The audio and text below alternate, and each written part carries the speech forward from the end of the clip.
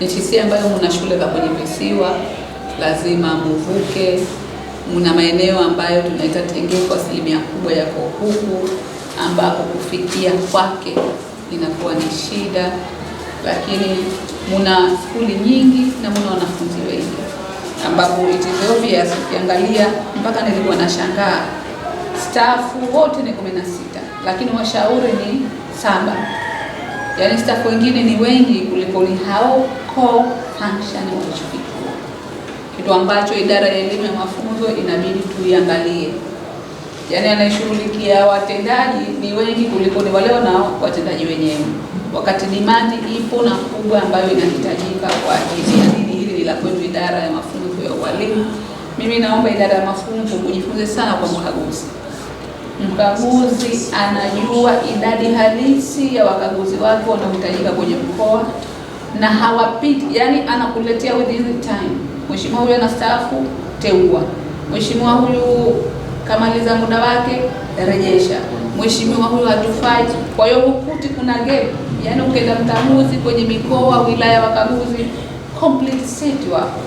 Pamoja na changamoto hii, kwa hiyo na hawa washauri, yani si hiari kuwepo kwao, kwa sababu kama ambavyo wamesema, wana kazi ya kwenda kuwashauri, ya kuwasimamia, na kama ilivyo fani ya ualimu, mwalimu kila siku anahitaji msasa. Kwa hiyo ikiwa hakuna mtu wa kumpiga msasa, mbali na zile training wanazopewa za kwenye vituo, lakini kule kwenye kazi yao, na hiyo ndio profession ya teaching. Tunapozungumzia teacher profession development ni constant coaching and mentoring.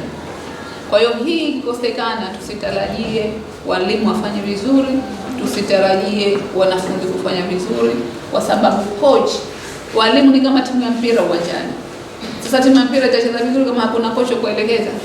Hawa ndo makocha, lazima wawepo kwenye kila kituo, lazima.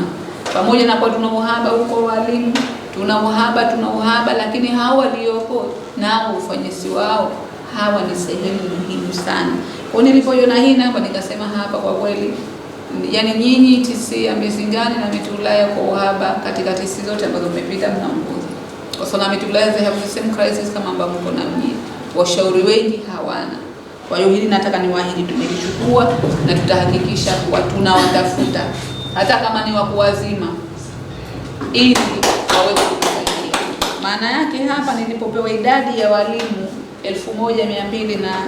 1248 kwa watu 7, literally kuna walimu hawaulizwi kala wala kalamu. Wapiga ngoma watakao, wanacheza watakao wenyewe wanapojisikia. Hii ni hatari.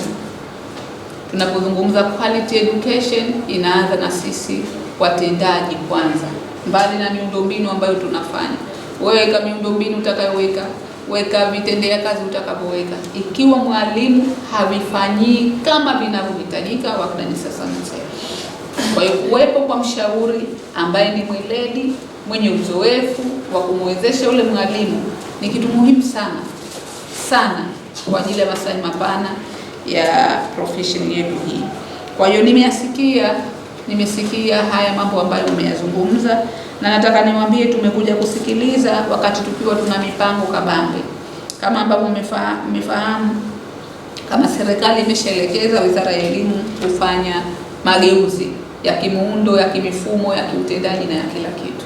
Tangu 2023 serikali ilipokubali mapendekezo hayo ya maeneo 8 kwenye wizara yetu yafanywe mageuzi.